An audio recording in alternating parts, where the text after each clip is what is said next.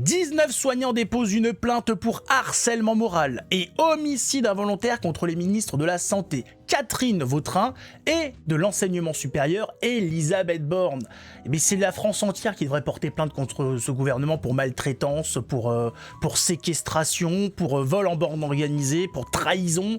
La liste serait longue. Ils veulent dénoncer des suicides de soignants de l'hôpital public dans un contexte de dégradation des conditions de travail qu'ils expliquent par l'application continue de politiques publiques néolibérales. Le libéralisme en France, on aimerait quand même voir ça, qui malgré de nombreux signaux d'alerte particulièrement inquiétants, dont des suicides n'ont pas été corrigés, bien au contraire. Ah bah oui, mais ça c'est... On l'a expliqué, le problème c'est que on a un nombre de soignants donné, un nombre de médecins donné. Le problème, c'est que quand le monde entier a accès à un système de santé, bah le système de santé est surchargé. On l'a expliqué. Pourquoi ça a fonctionné jusque dans les années 90 ? Mais parce qu'il y avait une maîtrise, c'est-à-dire que les hôpitaux, le nombre de soignants, de médecins arrivaient à suivre par rapport à l'évolution de la population. Le problème, c'est qu'au bout d'un moment, il y a eu un déséquilibre, augmentation de la population et pas augmentation de médecins, etc. La population en plus de plus en plus bête, et surtout en plus il y a eu des quotas à rajouter à ça, des trucs à la con. Enfin bon... Ça n'a pas suivi. Et donc c'est le bordel, il y a plus de moyens, il y a plus rien. Alors oui, ça aussi c'est les politiques qui ont été menées. Dernièrement Macron, avant lui Hollande, Sarkozy, Chirac, Mitterrand. De toute façon, la 5ème République, c'est un enchaînement de bras cassés. J'ai envie de dire, de toute façon, les 5 républiques, c'est un enchaînement de bras cassés, parce qu'il n'y en aurait pas eu 5, si ça avait marché au bout d'un moment. Ah oui, en France, il y a eu les 30 glorieuses, mais à quel prix ? C'est-à-dire, il a fallu que la France soit détruite, que la France soit au plus bas, pour avoir comme ça, donc à la reconstruire, à la refaire, et que ça entraîne une dynamique, mais ça a été au prix de dizaines de millions de morts. Est-ce qu'on a vraiment besoin de ça pour lancer une économie ? Est-ce qu'on veut ça ? Je suis pas sûr. Donc qu'est-ce qu'ils disent ? Ils veulent faire valoir devant la justice la reconnaissance d'un harcèlement moral institutionnel. Ouais, enfin ça mènera à rien, vous savez très bien que c'est une bande de corrompus. Hein. Cette plainte dénonce plus largement des conditions de travail totalement illégales et mortifères, des rythmes insoutenables dans différents corps médicaux, spécialités et régions de France, et l'impunité organisée à l'encontre des auteurs des faits. Oui, mais c'est à ce moment-là, il faudrait même que la population puisse porter plainte, parce que le résultat de ces soignants qui sont complètement... qui subissent des rythmes insoutenables et qui sont donc plus à même de réfléchir convenablement, d'opérer convenablement, etc., ça se joue aussi sur la santé des patients. Et donc les patients devraient aussi participer. C'est-à-dire, il fallait vraiment appeler à un énorme... fallait faire un appel pour cette plainte. Ah, il fallait qu'il y ait du monde dessus. C'est juste les soignants, je suis pas sûr que ça vaille quelque chose. Hein. Plusieurs dossiers sont portés par la famille plusieurs dossiers sont portés par la famille de victimes, par des familles de victimes. Ah bah voilà, c'est très bien, c'est exactement ça. Il faut qu'il y ait un maximum de monde dedans. Même si j'ai peur que ça n'aille nulle part. Hein. C'est le cas par exemple du mari d'une infirmière qui s'est donné la mort en juin 2024. Ça concerne d'accord la famille des patients. Laissant une lettre dans laquelle elle explique que son geste doit permettre de protéger les autres infirmiers pour qu'elles ne vivent pas ce qu'elle a vécu. Pour qu'ils ne vivent pas. Ou les infirmières, d'accord. Ouais, bah oui, mais ça ne... Non, mais ça ne marche pas en fait. Ça ne marche pas, ils en ont rien à foutre. Ce gouvernement n'a aucune estime pour la vie des autres. Ils sont là, ils s'en mettent plein les poches, ils font leur dîner, ils se gavent comme des porcs, consomment des poudres, des trucs, de la neige, tout ça. Ils n'ont pour nous que du mépris. Il y a quoi ? Des gueux qui se suicident et donc ça fera moins de retraite à payer. C'est tout. Eh oui, je suis désolé de le dire comme ça, mais c'est diabolique. Les gens qui espèrent comme ça que ça va éveiller une conscience chez nos politiciens, quelque chose, un petit battement de cœur, une petite circulation sanguine. Non, rien. Rien du tout, vous n'allez rien réveiller chez ces gens-là. Ce sont des gens qui n'ont plus d'âme, qui n'ont plus rien, ils sont morts à l'intérieur. Donc suicide ou pas, mort ou pas, ils en ont strictement rien à faire. Ils mènent des politiques qui ont augmenté le taux d'infanticide. Le nombre d'enfants qui meurent avant les 1 an a explosé en France. Ils en ont quelque chose à foutre, mais rien du tout. Des gamins, qu'est-ce qui se passe? Les mauvaises conditions de santé entraînent de plus en plus d'enfants morts dès la naissance. Et alors, c'est pas grave, ça fera moins de retraite à payer. Ouais, c'est tout ce qui se passe. Donc n'attendez rien de ces gens. Voilà. Et là, la plainte, qu'est-ce que ça va faire? Malheureusement, il va falloir y passer par là.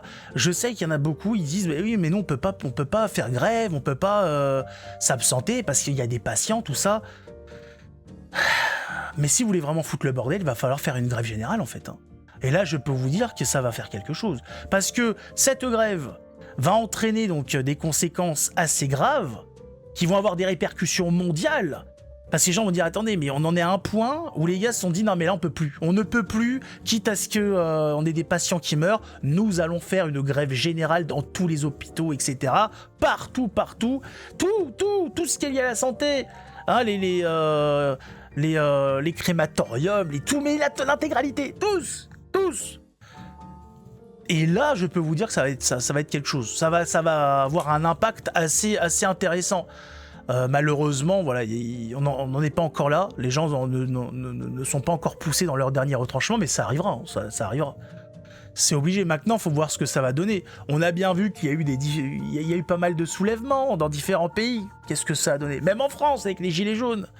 Alors, il y a eu, pendant les Gilets jaunes, il y a eu un moment. Il y a eu ce fameux moment où il y a eu la panique au sein du gouvernement. Il y a eu une panique. Macron a commencé à avoir la tremblote. Il a eu peur pour sa vie. Mais ça n'a pas marché. Ça s'est joué vraiment... ça a été vraiment... ça s'est joué à pas grand-chose. Mais ça n'a pas marché. On verra bien la suite. On verra bien comment tout ça se passe. Mais là, ça va pas. Voilà, la plainte, on a bien vu. Buzyn, il y a eu des plaintes contre elle. Ils ont dit non, mais non. Ouais, hop, ils ont dit non. Le tribunal a dit non, rien du tout. Hop, tu peux repartir. Ce sont leurs copains. Portez plainte, demandez à leurs copains de les juger, mais vous vous attendez à quoi? Qu'est-ce qu'ils vont avoir? Un blâme? Une heure de colle peut-être. Et encore, même ça, je suis pas sûr qu'ils soient prêts à leur mettre. Non, ils vont rien avoir, ils vont ressortir de là blanchis. C'est comme à chaque fois, c'est comme tout le temps. Rappelez-vous de ce scandale de l'affaire du sang contaminé. Responsable, mais pas coupable. Mais à partir de ce moment-là, dès que cette phrase est sortie, fallait comprendre que le game était plié en fait. Les gars pouvaient faire ce qu'ils voulaient. À partir du moment où il y a un type qui est capable de t'expliquer qu'il est coupable, certes, voilà, il a fait de la merde, il a entraîné la mort de beaucoup de gens, mais il n'est pas responsable. C'est marrant ça, parce qu'en tant qu'adulte, tu fais des actes, tu tiens des paroles, et tu es responsable de ce que tu dis, de ce que tu fais. Vu que tu es majeur, à ta majorité, tu deviens responsable du point de vue de la loi, vis-à-vis de la loi, sur tes propos et tes gestes, et tes choix, etc.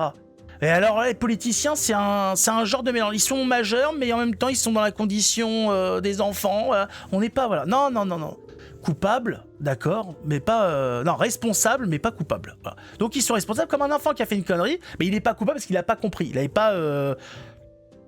l'expérience, il n'avait pas les notions des conséquences que ça allait avoir, et donc effectivement il est coupable, mais on peut pas le tenir responsable. Enfin, responsable mais pas coupable. Il est responsable mais il est pas coupable parce que bon, il savait pas ce qu'il faisait.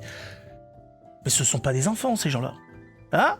Les enfants n'ont pas des milliers, des dizaines, des centaines de milliers de vies entre leurs mains. C'est une bande d'escrocs, c'est une bande de menteurs, ils se foutent de notre gueule à longueur de temps. Et donc là, cette plainte, Elisabeth Borne, elle va dire, je suis responsable, mais je ne suis pas coupable. J'ai entendu, ils adorent dire ça, j'ai entendu ce qui m'a été dit, j'ai pris note de ce qui m'a été donné, voilà, tout ça, là, ces histoires de gueux qui se sont donné la mort. Comme ils ont que ça à faire, j'ai envie de dire. Ils ont trop de travail, mais ils ont quand même le temps de se tuer. On se foutrait pas un petit peu de notre gueule. C'est malheureux, mais voilà, c'est comme ça que sont ces gens. Ce sont des vampires, des zombies, des morts vivants. Ils n'ont plus aucune compassion pour qui que ce soit. C'est incroyable. Vous avez vu ou pas le passage de... comment elle s'appelle l'autre dingo là, C'était Marlène Schiappa, qui explique que pendant une campagne, je sais plus c'était laquelle, elle perd son enfant, elle fait une fausse couche, elle en parle et tout, c'était pendant un meeting, tout ça, elle a du sang qui coule, mais elle tient, voilà, elle dit je devais être là pendant le meeting, je devais rester là. Tu dis mais tu comprends quand même ce qui t'arrive ou pas? Tu comprends en tant que mère là que ce qui se passe c'est quand même plus grave que toute ton histoire de carrière politique? Non, ces gens-là vraiment, la vie humaine c'est pas intéressant. Ils ont des carrières politiques, ils veulent du fric, ils veulent du pouvoir, et le reste, ils s'en lavent les mains. Ils s'en lavent les mains, comme dirait Ponce Pilate. Il faut comme ça sortir des références, ça va loin. Là, il faut... c'est une référence qui a 2000 ans. Et pourquoi pas? D'abord. Donc bon, moi j'espère de tout cœur que ça mène, que ça ait un impact, que ça ramène quelque chose, que ça fasse, que ça ait des conséquences. Malheureusement, j'ai pas confiance aux membres du gouvernement et aux juges. J'ai confiance en l'injustice de mon pays. Voilà, l'injustice de mon pays, je le dis bien, voilà, mais pas plus. Voilà, le reste, c'est de la merde. Voilà. Mais j'ai une confiance absolue dans l'injustice de mon pays. Alors là, y a pas de problème. Hein, je mets mes deux mains coupées, hein, sans souci. Ah, je lance les paris, y a pas de problème. Voilà, mais je trouve ça malheureux que des gens en soient arrivés là, à se suicider, à abandonner, on va dire, leurs femmes, leurs époux, leurs enfants. C'est malheureux. Quand on en arrive là, c'est malheureux. Et il y a des responsables, bien évidemment. Maintenant, dans notre société, faire payer les responsables, c'est un projet ambitieux. Très, très, très ambitieux. Moi, j'appelle de tous mes voeux à ce que ça fonctionne. Malheureusement, comme je l'ai dit, la justice française, c'est un ramassis d'enculés.